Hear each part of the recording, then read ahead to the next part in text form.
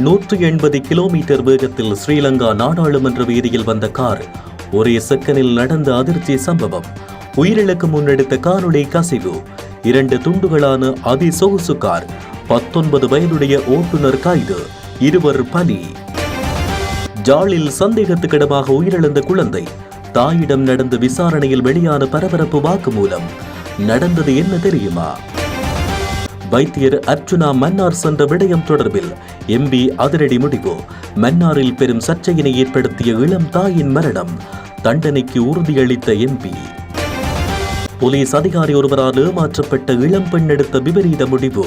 முகப்புத்தகத்தில் வெளியான பரபரப்பு சம்பவம். கிளிநொச்சி கடற்பரப்பில் மர்ம பொருளுடன் சிக்கிய மன்னாரைச் சேர்ந்த மூவர். எத்தனை கோடி தெரியுமா? ஜனாதிபதி வேட்பாளர்களுக்கு அச்சுறுத்தல். புலனாய்வு அறிக்கைகள் கூறல். கடும் பாதுகாப்பு வழங்க ஏற்பாடுகள் தீவிரம். கிழக்கில் பேரெழுச்சி பெற்ற தமிழ் மக்கள் விடுதலை புலிகளின் அம்பாறை மாவட்ட எழுச்சி மாநாடு. பிள்ளையான் தலைமையில் நடந்த சம்பவம்.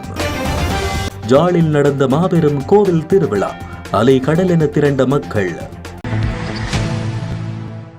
பாராளுமன்ற வீதியில் நேற்று இடம்பெற்ற வாகன விபத்தில் இளைஞர் ஒருவர் உயிரிழந்துள்ளதுடன் மேலும் 2 காயமுற்ற நிலையில் சற்று முன்னர் மற்றொருவரும் உயிரிழந்துள்ளார். உயிரிழந்த இளைஞனின் வயது 16 என்றும் காரின் அதிவேகமே விபத்துக்கு காரணம் எனவும் போலீசார் தெரிவித்துள்ளனர். நேற்று காலை 10:30 மணியளவில் பாராளுமன்ற வீதியில் உள்ள இராணுவ நினைவிடத்திற்கு முன்பாக இந்த விபத்து சம்பவம் இடம்பெற்றுள்ளது. இந்த விபத்து மற்றொரு காரின் பின்பக்க கேமராவில் பதிவாகியுள்ளது. கார் அதிவேகமாக சென்று எதிர் திசையில் பயணித்த வேன் மீது பயங்கரமாக மோதியமை பதிவாகியுள்ளது. விபத்து நடைபெற முன் காரை ஓட்டிச் சென்றவர் அதிவேகமாக ஓட்டிச் சென்றதை மற்றொருவரும் தன்னுடைய கையடக்க தொலைபேசியில் காணொலியாக பதிவு செய்துள்ளார். இந்த விபத்தில் கார் 2 துண்டுகளாக பிரிந்துள்ளது. விபத்து நடைபெற்ற போது 4 இளைஞர்கள் காயமடைந்தனர். அதில் ஒருவர் இறந்ததோடு மேலும் 2 காயமடைந்தனர். காயமடைந்தவர்களில் 2 நிலைமை கவலைக்கிடமாக இருந்த நிலையில் தற்பொழுது 2 உயிரிழந்துள்ளதாக காவல்துறையினர் தெரிவித்துள்ளனர். காரினை ஓட்டிச் சென்றவர் தலங்கம போலீசாரினால் கைது செய்யப்பட்டுள்ளார். விபத்துக்குள்ளான வேன் கொழும்பு பல்கலைக்கழகத்தின் முதுநிலை பட்டதாரி நிறுவனத்திற்கு சொந்தமானதென்றும் அதில் பயணித்த பெண்ணொருவரும் காயமடைந்துள்ளதாக தெரிவிக்கப்படுகின்றது. விபத்து தொடர்பிலான மேலதிக விசாரணைகளை தலங்கம போலீசார் மேற்கொண்டு வருகின்றனர். யாழ்ப்பாணத்தில் குழந்தை பால் குடிக்க மறுத்து அடம் பிடிப்பதால் குழந்தையின் கைகால்களை தாயார் போலீசாரின் ஆரம்பகட்ட விசாரணைகளில் தெரிவித்துள்ளார். யாழ்ப்பாணம் அளவெட்டி பகுதியைச் சேர்ந்த சசிரூபன் நிகாஷ் என்ற குழந்தை நேற்றைய தினம் உயிரிழந்துள்ளது. உயிரிழந்த குழந்தையின் உடலில் காயங்கள் காணப்பட்டதால் உடல் கூற்று பரிசோதனை இன்று மேற்கொள்ளப்பட்ட நேரம் குழந்தையின் கைகள் மற்றும் கால்கள் இருந்துள்ளமை, தலையில் காணப்பட்டமை, உடலில் கண்டறியப்பட்டுள்ளது. குழந்தையின் மரணம் இயற்கை மரணம் அல்ல என்று உடல் கூற்று பரிசோதனை அறிக்கையில் குறிப்பிடப்பட்டுள்ளது.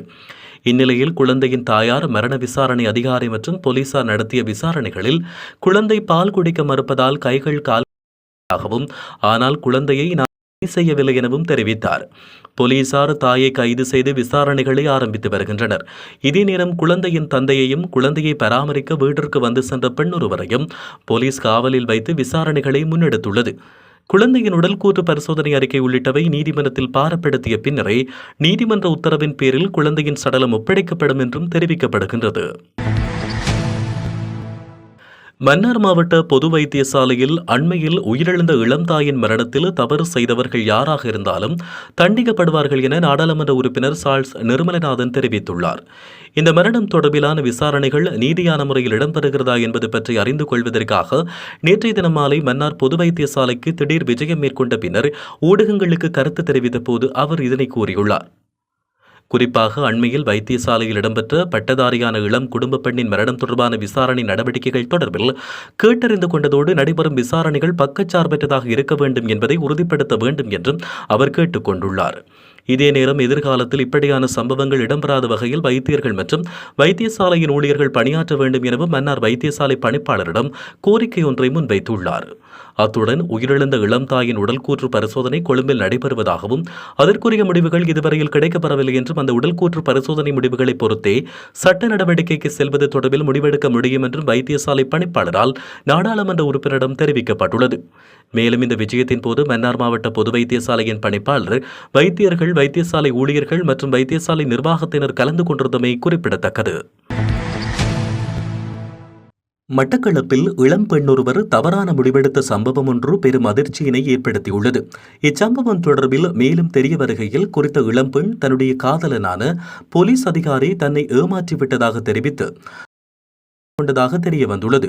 மேலும் குறித்த யுவதி காதலன் ஏமாற்றி விட்டதாக தெரிவித்து பதிவேற்றம் செய்யப்பட்ட குறும் தகவல்கள் மற்றும் காதலனான போலீஸ் அதிகாரியின் புகைப்படங்களையும் சமூக வலைதளங்களில் பதிவேற்றம் செய்துள்ளார். குறித்த சம்பவம் தொடர்பாக போலீசார் மேலதிக விசாரணைகளை மேற்கொண்டு வருகின்றனர். கிளிநொச்சி இரணைத்தீவு கடற்பரப்பில் சுமார் 7 கோடி ரூபாய் பெறுமதி கொண்ட கேரள கஞ்சாவுடன் 3 கைது செய்யப்பட்டுள்ளனர். சந்தேகத்துக்கு இடமான முறையில் பயணித்த படகொன்றை நேற்றைய தினம் கடற்படையினர் சுற்றி வளைத்து சோதனை செய்தனர். இதன்போது குறித்த படகில் இருந்து 176 கிலோகிராமுக்கும் அதிகமான கேரள கஞ்சா மீட்கப்பட்டதாக கடற்படையினர் தெரிவித்தனர். கைது செய்யப்பட்ட சந்தேக நபர்கள் மன்னார் மற்றும் வலைப்பாடு பகுதிகளைச் சேர்ந்த 22 முதல் 35 வயதுக்குட்பட்டவர்கள் என அடையாளம் காணப்பட்டுள்ளனர்.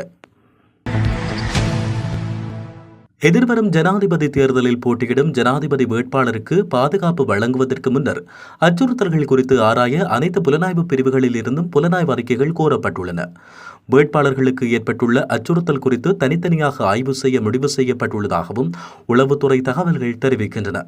சந்திரிகா பண்டாரநாயக்க குமாரதுங்க, மஹிந்த ராஜபக்ஷ, மைத்ரிபால சிறிசேன, கோட்டாபய ராஜபக்ஷ ஆகிய 4 முன்னாள் ஜனாதிபதிகளுக்கு தேர்தல் காலத்தில் பாதுகாப்பு வழங்குவது தொடர்பில் தற்போது புலனாய்வு அறிக்கைகள் வரவழைக்கப்பட்டு ஆய்வுகள் மேற்கொள்ளப்பட்டு வருகின்றன.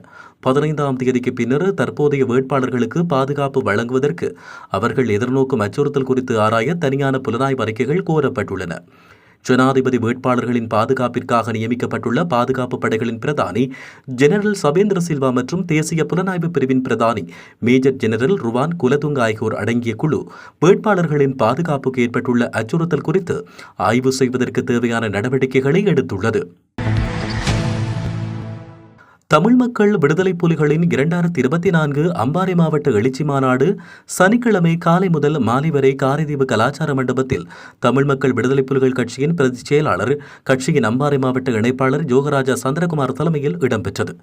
இதன்போது முதலில் வாகன ஊர்வலம் நடைபெற்று தேசிய கொடி, மாகாண கொடி, கட்சி கொடிகள் அதிதிகளால் ஏற்றப்பட்டன.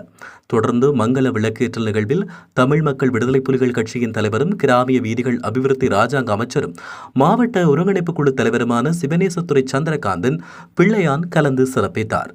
அடுத்து அகவணக்கம், தமிழ்மொழி வாழ்த்து, வரவேற்புரை, வரவேற்பு நடனம், தலைமை உரை, தலைவர் பணிக்குழு அறிமுகம், கட்சிக்காக பணி செய்தவர்களுக்கான நியமனம், சான்றிதழ் வழங்குதல் உள்ளிட்ட நிகழ்வுகள் இடம்பெற்றன.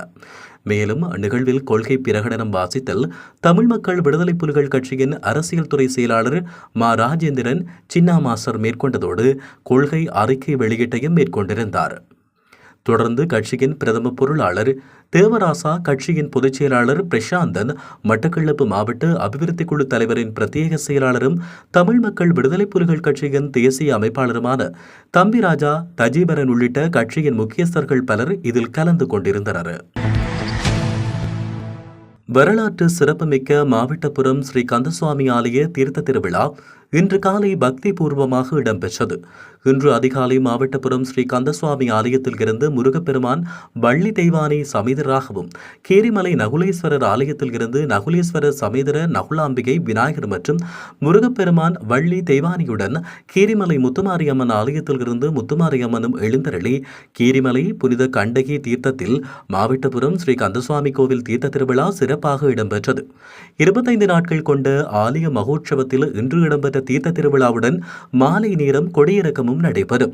ஸ்ரீ கந்தசுவாமி ஆலய தீர்த்த திருவிழாவில் இலங்கையின் பல பாகங்களில் இருந்தும் ஆயிரக்கணக்கான பக்த அடியார்கள் பக்தி பூர்வமாக கலந்து கொண்டிருந்தமை சிறப்பம்சமாகும்.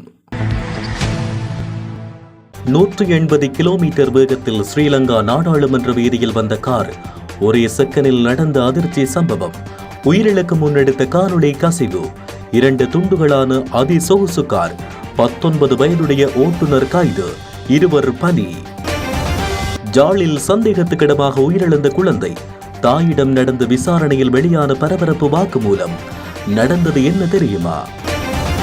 வைத்தியர் அர்ச்சுனா மன்னார் சென்ற விடயம் தொடர்பில் எம்பி அதிரடி முடிவு.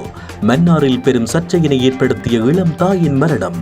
தண்டனைக்கு உறுதியளித்த எம்பி. போலீஸ் அதிகாரி ஒருவரால் ஏமாற்றப்பட்ட இளம் பெண் எடுத்த விபரீத முடிவு. முகப்புத்தகத்தில் வெளியான பரபரப்பு சம்பவம்.